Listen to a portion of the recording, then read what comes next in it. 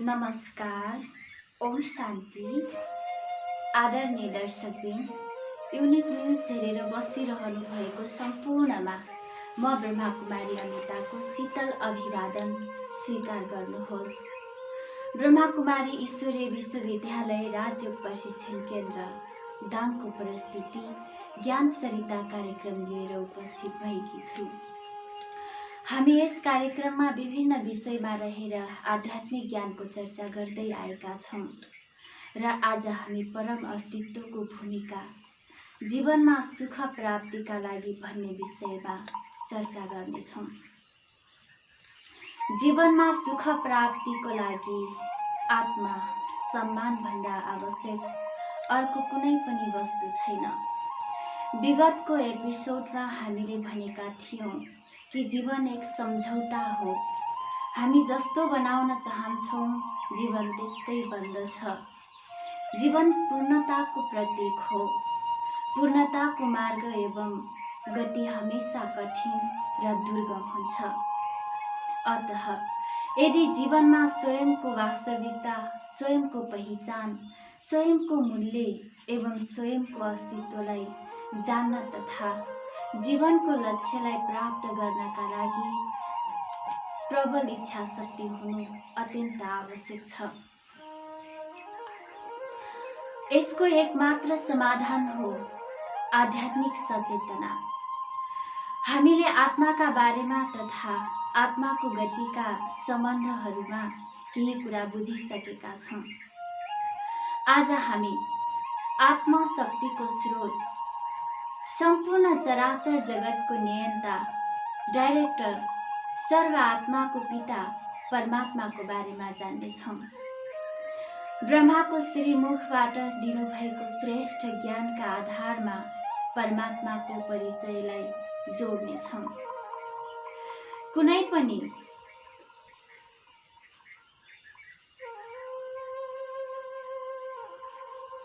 पनि व्यक्तिको परिचयमा हामी मुख्य 5 कुरा सोध्छौं।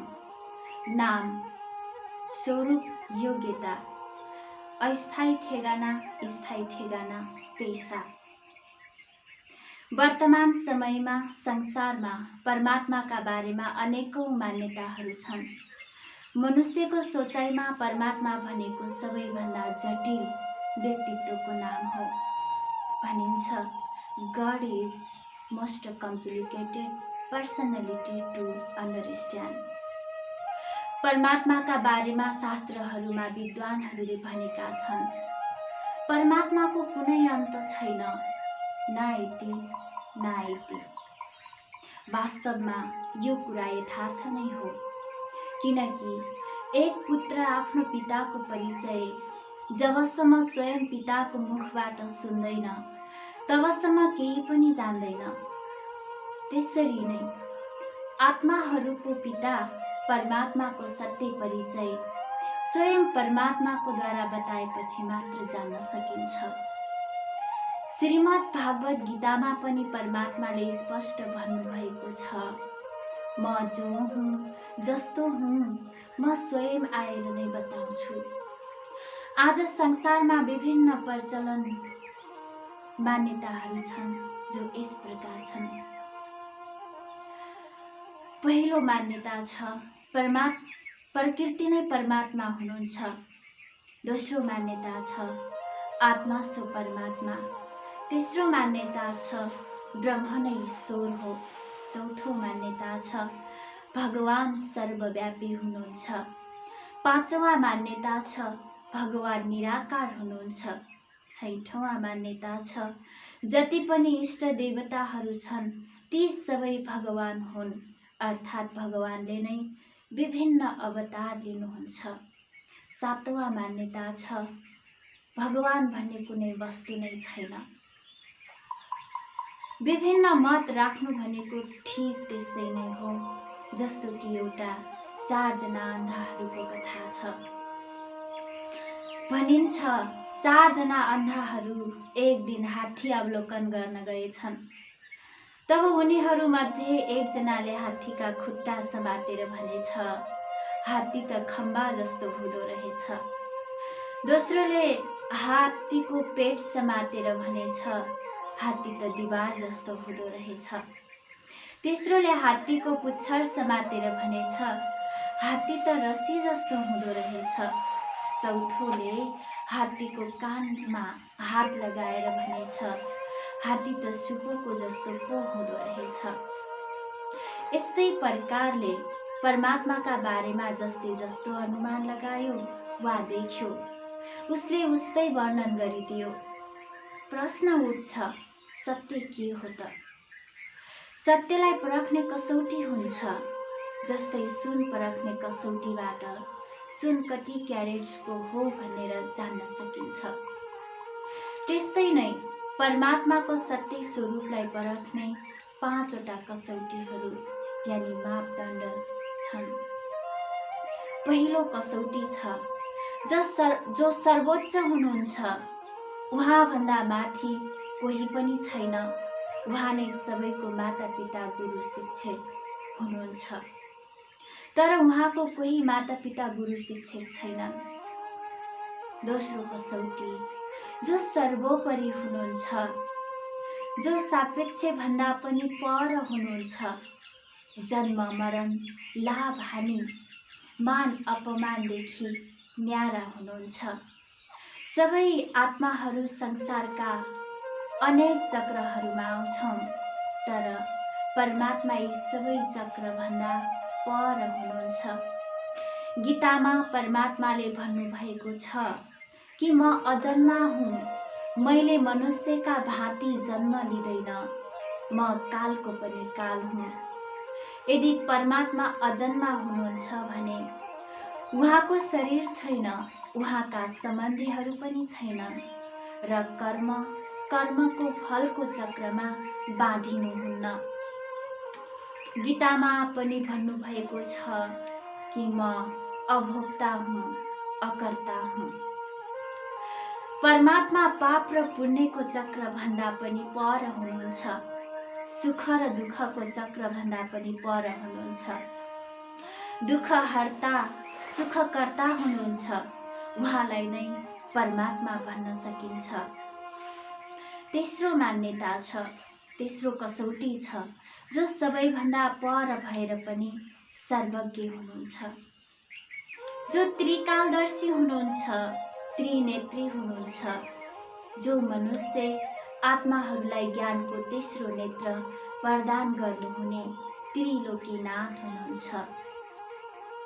GOD गॉड अर्थात् जी यानी जेनरेटर, ओ यानी ऑपरेटर, डी यानी डिस्ट्रक्टर। उहाँ सर्वज्ञाता हुनुहुन्छ, संसारका सबै सनातन शक्तिहरूका बारेमा जान्नुहुन्छ। अतः उहाँलाई सर्वज्ञ भनिएको हो। आत्माहरू अल्पज्ञ हुन्छन्, किनकि आत्माहरू स्मृति विस्मृतिमा जान्छन्। परमात्मा आदि मध्य अन्तको ज्ञाता हुनुहुन्छ। चारौँ कसौटी छ, जो अनन्त एकरस र अपरिवर्तनशील हुनुहुन्छ, जो सबै गुणहरूको अनन्त स्रोत हुनुहुन्छ, जो सदा आफ्नो परिस्थिति गुण र परम कर्तव्यमा एक रस हुनुहुन्छ, अपरिवर्तनशील हुनुहुन्छ। आत्माका गुण र परिस्थितिहरू बदलिरहन्छन्। संसारको सनातन नियम छ, हर वस्तु पुरानोबाट नयाँ र नयाँबाट पुरानो हुने गर्दछ।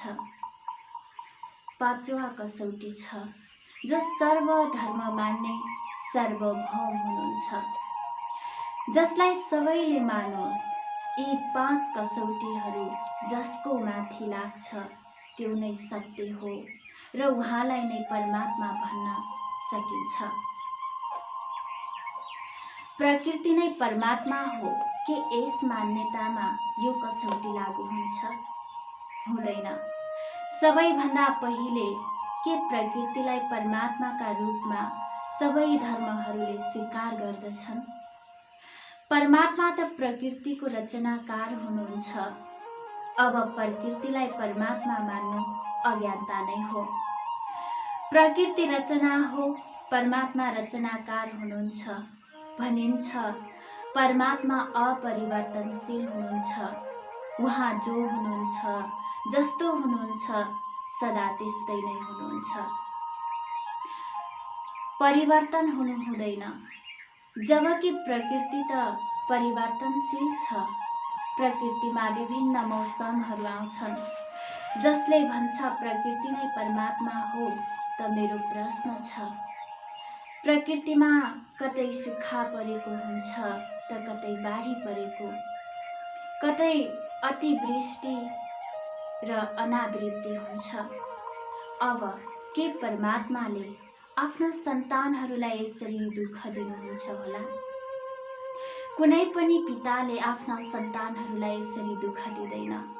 उहाँ त स्वयं परम परमात्मा हुनुहुन्छ। उहाँलाई दुःखहर्ता, सुखकर्ता भनिन्छ। आज प्रकृति विनाशकारी काम गरिरहेको छ, तर परमात्मा त कल्याणकारी हुनुहुन्छ। आत्मा नै परमात्मा हो कि यस मान्यतामा उक्त कसौटी लागू हुन्छ? हुँदैन। आत्मालाई परमात्माका रूपमा के सबै धर्मले स्वीकार गर्न सक्छन्? के आत्मालाई सर्वोच्च, शक्तिशाली, सर्वोपरि भन्न सकिन्छ? मन्दिरमा भजन गाउँछन्, तुमै हो माताश्च पिता, तुमै हो बन्धुश्च सखा। आत्मालाई परमात्मा मान्नु सत्य छ, या आत्मा परमात्माको सन्तान हो, यो सत्य छ। अतः आत्मा सो परमात्मा भन्नु एक अज्ञानता हो। परमात्मा भनेको कुनै डिग्री होइन जो कसैले पनि प्राप्त गर्न सकुन्। संसारमा मनुष्य कुनै पनि डिग्री पाउन सक्छन्, तर कुनै पनि मनुष्य स्वयंलाई स्वयंको बाउ भन्न सक्दैनन्। यथार्थमा भन्नुपर्दा आत्मा पुरुषार्थ गरेर परमात्माको समान त बन्न सक्छ, तर परमात्मा बन्न सक्दैन। मनुष्य आत्माहरू परमात्माको यादले, परमात्माको सान्निध्य, सालोक्य र सामिप्यताबाट महात्मा, देवात्मा, पुण्यात्मा र धर्मात्मा बन्न सक्छ, तर परमात्मा बन्न सक्दैन। जो पनि साधु, सन्त, गुरुहरू छन्, उहाँहरूलाई महात्मा भन्न सकिन्छ, तर परमात्मा भन्न सकिँदैन। जो पनि देवी देवताहरू भएर गए, उहाँहरूलाई देवात्मा भन्न सकिन्छ, तर परमात्मा भन्न सकिँदैन, किनकि परमात्मा एक हुनुहुन्छ। देवी देवताहरूलाई विश्वका सबै धर्मले मान्दैनन्। देवी देवताहरूका कथाहरू सुनाइन्छ। पुण्य आत्मा, धर्मात्मा, पाप, महान आत्मा भन्न सकिन्छ, तर परमात्मा चाहिँ एउटै हुनुहुन्छ। यसर्थ आत्मा सो परमात्मा मान्नु अज्ञानता हो। ब्रह्म नै ईश्वर हो कि यस मान्यतामा यो कसौटी लागू हुन्छ? हुँदैन। परमात्मा कुनै तत्त्व हुनुहुन्न, उहाँ त स्वयं उस तत्त्वको वासी हुनुहुन्छ। जस्तै कि एउटा घरको मालिक हुन्छ, त्यस्तै परमात्मा ब्रह्म तत्त्वको वासी हुनुहुन्छ। यसैले गायन पनि छ, पार ब्रह्ममा रहनेवाला ईश्वर। ईश्वर सर्वव्यापी छ के यस मान्यतामा यो कसौटी लागू हुन्छ? हुँदैन। सर्वव्यापकताको कुरा कति सत्य छ। कण कणमा भगवान हुनुहुन्छ, यो कुरा कति सत्य छ, या यो कुरा मात्र भावनात्मक सत्य हो, तर बौद्धिक रूपमा हुन सक्दैन। भावनात्मक रूपमा हामीहरू स्वीकार गर्दछौँ। जस्तो कि कसैले मसँग प्रश्न गर्दछ, बहिनी तपाईँ एक्लै कता जाँदै हुनुहुन्छ? तब मैले भन्छु, होइन, म एक्लै कहाँ छु र, मेरो साथमा त भगवान हुनुहुन्छ। सोच्नुहोस्, एक व्यक्ति अर्को व्यक्तिको हत्या गर्दछ, तब कि उस समय उक्त व्यक्तिको भित्र परमात्मा बसेर त्यो कार्य गरिरहेको हुन्छ।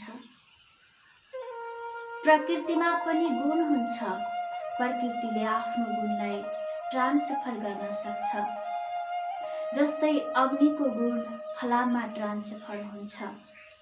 अब यदि परमात्मा सर्वव्यापी हुनुहुन्छ, कण कणमा हुनुहुन्छ भने परमात्माका गुणहरू ट्रान्सफर किन हुँदैनन्?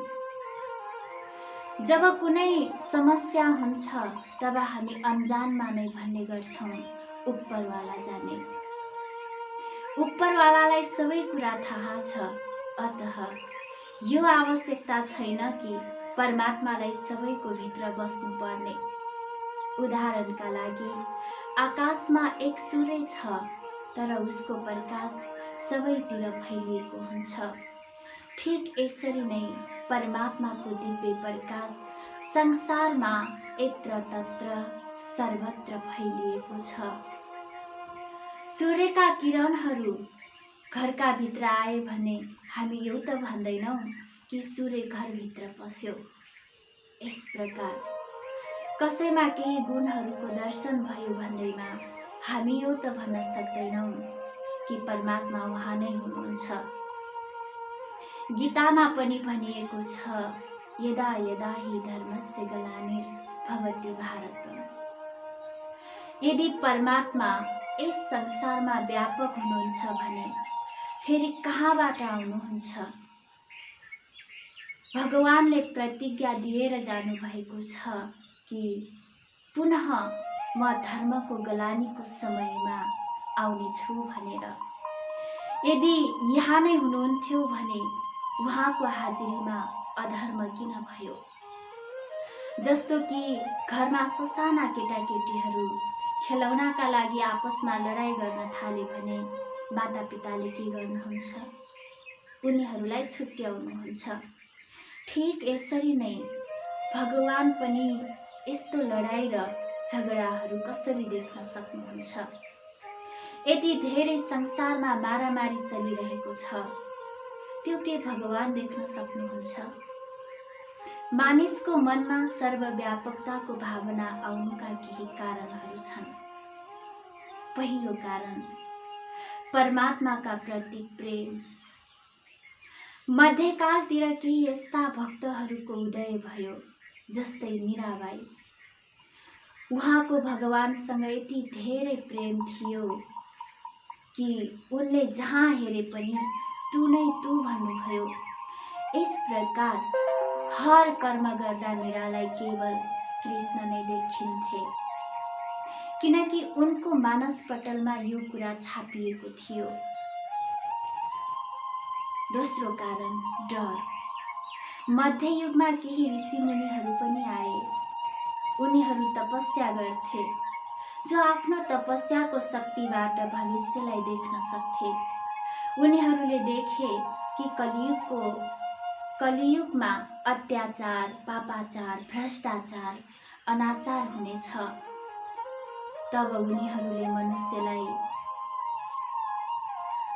पाप कर्मबाट बचाउनका लागि शास्त्रमा लेखिदिए कि हे मानव, त जब पाप कर्म गरिरहेको हुनेछस् तब यो नसम्झ कि मलाई कसैले पनि देखेको छैन।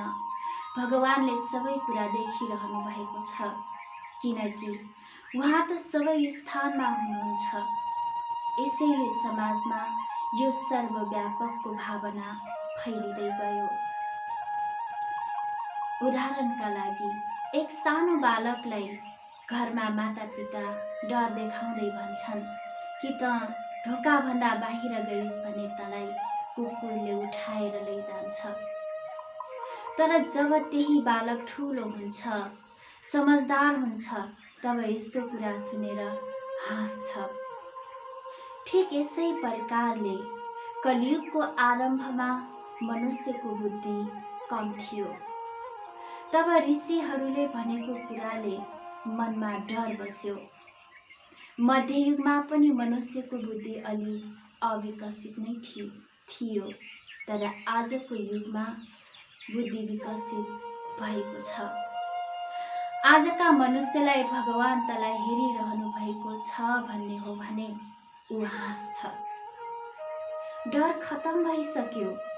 अतः सर्वव्यापकको कुरा मात्र भावनात्मक हो। परमात्मा निराकार हुनुहुन्छ कि यस मान्यतामा यो कसौटी लागू हुन्छ? हुन्छ। निराकार शब्दको अर्थ हुन्छ जसको नाम रूप नै छैन। अब नाम रूपको बिना संसारमा कुनै वस्तु नै हुँदैन।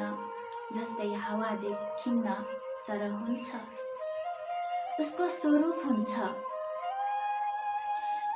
एउटा चित्रकार आफ्नो चित्रमा साइक्लोनको चित्र देखाउन सक्छ र ऊ त्यसलाई स्वरूप दिन सक्छ। शान्त प्रकृति देखाउनु छ भने पनि देखाउन सक्छ। जुन हावाको रूप हो त्यसलाई चित्रकारले ढालिदिन्छ। स्वयं परमात्माको कुनै नाम रूप छैन, तथापि उहाँको स्वरूप छ। जुन प्रकारले आत्मा सूक्ष्म ज्योति छ, त्यस्तै परमात्मा पनि अति सूक्ष्म ज्योति हुनुहुन्छ। तर उहाँ परम हुनुहुन्छ। यसको अर्थ कुनै साइजमा ठुलो सानो होइन, गुण र कर्तव्यमा ठुलो भनिएको हो। समाजमा पनि कहिलेकाहीँ कसैलाई भन्ने गरिन्छ, त आजकल ठुलो मानिस भइसकिस्।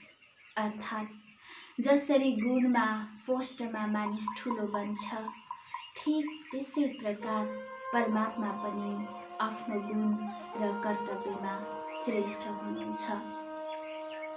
निराकार परमात्मा सर्वधर्म मान्ने हुनुहुन्छ र उहाँको नाम शिव हो। आर्यव्रतमा सनातन हिन्दूहरूको प्रत्येक गाउँमा निराकार शिवका मन्दिरहरू पाइन्छन्। नेपाल र भारतमा अनेकौं प्रतिमा स्थापित भएका छन्। उत्तरमा अमरनाथ, नेपालमा पशुपतिनाथ पनि निराकार शिवको प्राचीन प्रतिमाहरूमध्ये प्रमुख एक हो। दक्षिण भारतमा रामेश्वर, जसमा स्वयं मर्यादा पुरुषोत्तम श्री रामले निराकार शिवको प्रतिमा स्थापना गरी पूजा गर्नुभएको थियो। महाभारतमा उल्लेख छ, श्री कृष्णले पनि कुरुक्षेत्रमा महाभारतको स्थापना गर्नु पूर्व शिवको पूजा गर्नुभएको थियो र उहाँले पाण्डवहरूलाई पनि शिवको पूजा गराउनु भएको थियो। पूर्वी भारतमा काशी विश्वनाथमा पनि निराकार शिवको प्रतिमा स्थापित छ। पश्चिममा सोमनाथको मन्दिर, जसको स्थापना द्वापरयुगको आरम्भमा राजा विक्रमादित्यले सबैभन्दा पहिले शिवलिङ्ग स्थापना गरेर पूजा गर्न आरम्भ गरेको भन्ने भनाइ छ। जुन मन्दिरलाई विदेशी आक्रान्त मोहम्मद गजनबीले लुटेका थिए। यस प्रकार पुरै भारतमा 12 प्रख्यात ज्योतिर्लिङ्गहरूको स्थापना गरिएको छ, जो प्रमुख तीर्थ स्थानहरू मानिन्छन्, जसमा अनेकौं देवताहरूका कथाहरू जोडिएका छन्। अर्थात् देवताहरूले पनि शिवको आराधना गरेका थिए। अतः ज्योतिर्लिङ्गम परमात्माको नाम शिव हो। ज्योतिर्लिङ्गम भनेको ज्योतिको आकार, जसको सनातन हिन्दूहरूले सदाशिव भनेर नाम राखिदिए। यो वास्तवमा गुणवाचक, कर्तव्यवाचक नाम हो। कुनै पनि मनुष्यको नाम गुणवाचक र कर्तव्यवाचक हुँदैन। उदाहरणका लागि, कसैको नाम शान्ति छ, तर उसको स्वभाव सदा शान्ति फैलाउने हुन्छ। यहाँ शिवको अर्थ हुन्छ परम पवित्र, कल्याणकारी, मङ्गलकारी, शुभकारी, अनन्त, अविनाशी ईश्वर। शिवको मन्दिर हमेशा उचाइमा नै बनाएको हुन्छ, किनभने शिव सबैभन्दा श्रेष्ठ हुनुहुन्छ। शिवलिङ्ग अथवा शिवको प्रतिमा कुनै आसनमा हुँदैन, भूगर्भमा हुन्छ। किनकि परमात्मा गुप्त हुनुहुन्छ, प्रत्यक्ष त देवताहरूलाई मात्र गरिन्छ। हाम्रो समाजमा शिव र शङ्करलाई एउटै मान्ने प्रचलन छ।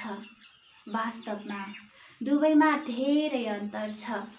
नामको अन्तर, कर्तव्यको अन्तर, स्वरूपको अन्तर हुँदाहुँदै पनि एक मान्नु यो पनि अज्ञानता नै हो। यदि शङ्कर नै महादेव भगवान हुनुहुन्थ्यो भने कैलाश पर्वतमा बसेको कैलाश पर्वतमा बसेर तपस्या गरेको होला। शङ्करजीलाई शान्तिको आवश्यकता किन पर्यो? शङ्करका जति पनि चित्रहरू देखाइन्छ सबै तपस्वीको नै हुन्छन्। शङ्करको अग्रभागमा सदा शिवलिङ्ग राखिएको हुन्छ। अतः यसबाट स्पष्ट हुन्छ कि शङ्करले पनि शिवजीको पूजा गरेका थिए। नेत्र खोलेर संसारको विनाश गर्न कति धेरै शक्तिको आवश्यकता पर्ला। यति ठुलो जिम्मेवारी संसारको विनाश गर्ने। यसैले होला कैलाश पर्वतमा गएर यति धेरै शक्ति प्राप्त गर्नुपर्ने। शास्त्रका कहानीहरूमा देखाएको छ, जब देवताहरूलाई समस्या उत्पन्न हुन्छ तब उनीहरू सर्वप्रथम ब्रह्माजीको पासमा जान्छन्, त्यसपछि विष्णुको पासमा जान्छन्। यदि उहाँ पनि समस्याको समाधान भएन भने अन्तमा कैलाश पर्वतमा शङ्करजीको पासमा जान्छन् र उहाँ शङ्करजी सदा नै ध्यानमा बसेको देखाइन्छ।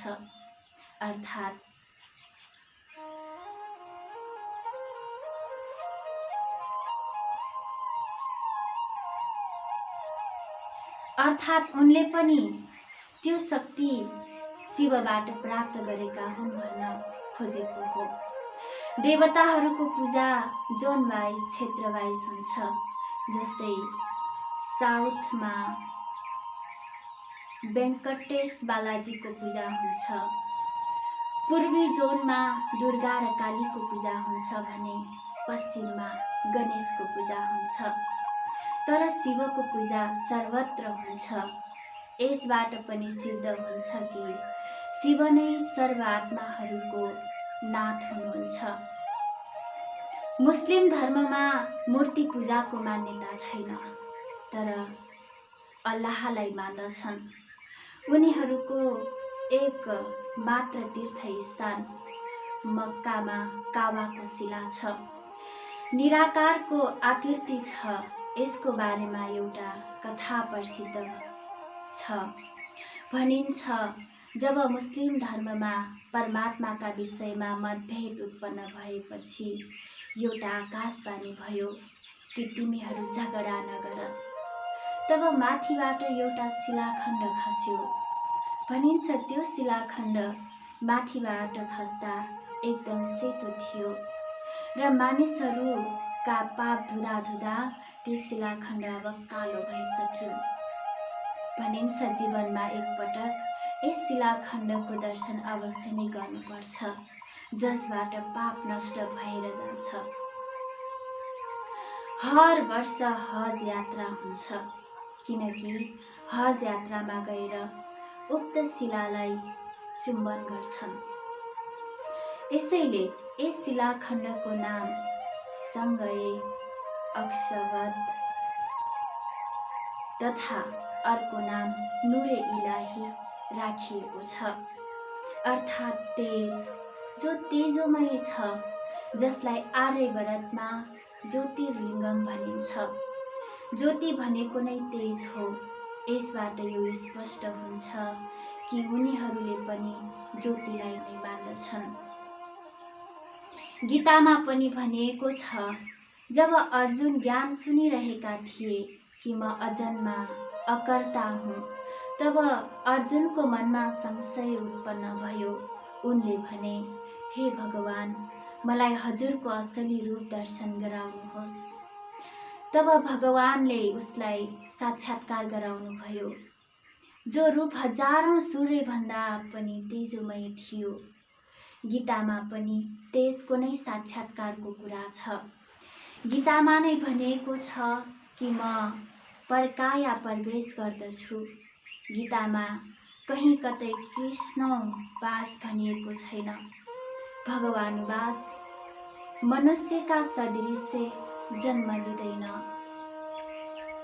जापानमा बौद्ध मार्गीहरू जसलाई शिन्तोनिजम भनिन्छ, उनीहरू 3 फुट उचाइमा 3 फुटको दूरीमा बसेर थालीमा रातो रङको गोलो शिलाखण्डको प्रतिमा राखेर ध्यान लगाउँछन्, जसलाई उनीहरू करणीको पवित्र शिला, जसलाई चेनकोन सेकी, यसको अर्थ हुन्छ जापानिज भाषामा शान्तिको दाता, जसको ध्यान गर्नाले शान्ति मिल्छ। उनीहरूले पनि भगवानको ज्योति रूप नै ध्यान गरेको पाइन्छ।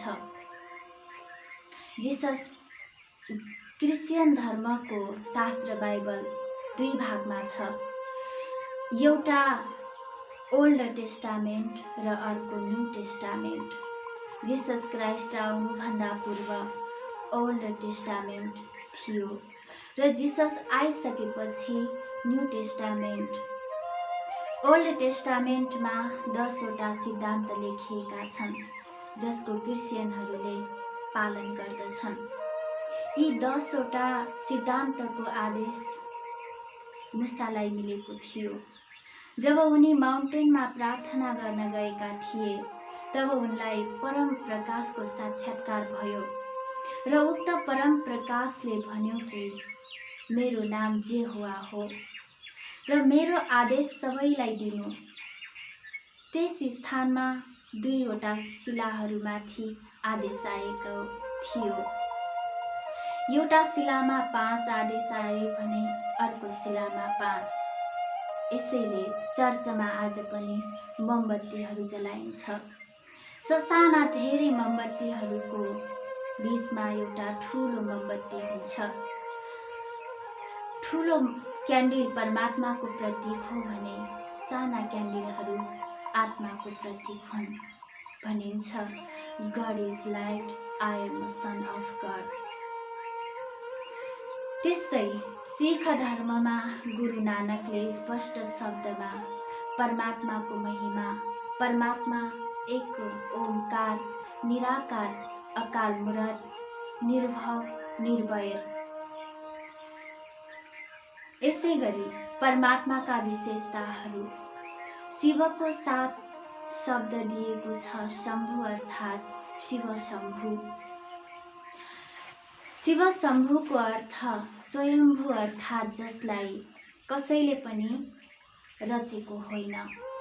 शिवलिङ्गको माथि 3 वटा रेखा लागेको हुन्छ, जो आदि मध्य अन्तलाई जान्नेवाला हुनुहुन्छ। बीचमा जुन आँखा छ, यसको अर्थ हुन्छ कि जो मनुष्यलाई ज्ञानको तेस्रो नेत्र दिनेवाला हुनुहुन्छ। शिवलिङ्गमाथि बेलपत्र दण्डीको साथमा चढाइन्छ, जो यसको प्रतीक हो कि ब्रह्मा विष्णु शङ्कर पनि परमात्माको साथमा जुडेका छन्। परमात्माको निवास स्थान, उहाँको घर कहाँ छ त भन्दा धेरै जसो मानिसहरू भन्दछन् कि परमात्मा सर्वव्यापी हुनुहुन्छ। कति ठुलो भावना हो। भनिन्छ, मानिस भन्छ, जता हेर्छु यत्र तत्र सर्वत्र परमात्मा नै परमात्मा। यो भावनात्मक सत्य हो। परमात्माको निवास स्थान एउटै छ र त्यो हो परमधाम, ब्रह्म तत्त्व। यस प्रकार परमात्माको सत्य परिचय भएमा हामी आत्माहरूको प्रीत स्वतः उहाँमा जुट्न पुग्छ। सांसारिक कर्तव्यका प्रति महान उत्तरदायित्व र आत्मअभिमान यानि सेल्फ रेस्पेक्टको भावना जागृत हुन्छ। व्यक्ति पूर्णताको अनुभूति गर्दछ, सामर्थ्यशाली भएर निर्भयतापूर्वक जीवनको सर्वोत्तम आनन्दको अनुभूति गर्न सफल हुन्छ। किनकि परमात्माको सान्निध्यताले उसमा पनि परमात्माको समान दिव्य गुण र कर्तव्यहरू इमर्ज हुन्छन्। जीवनको अन्धकार सदा सदाका लागि समाप्त भएर जान्छ। हवस् त दर्शकबिन, आजको हाम्रो आध्यात्मिक चिन्तन यति नै। अर्को साता फेरि तुलसीपुर र जोरादाङको युनिक न्युज युट्युब च्यानलमा कार्यक्रम ज्ञान सरिता लिएर आउने नै छौँ। तबसम्मको लागि म ब्रह्मा कुमारी अमिता बिदा माग्दछु। हाम्रो कार्यक्रमलाई सल्लाह सुझाव र लाइक कमेन्ट अनि सब्सक्राइब गर्न नबिर्सनुहोला। सल्लाह सुझावको लागि सम्पर्क नम्बर रहेको छ 9810 85 7510। नमस्कार।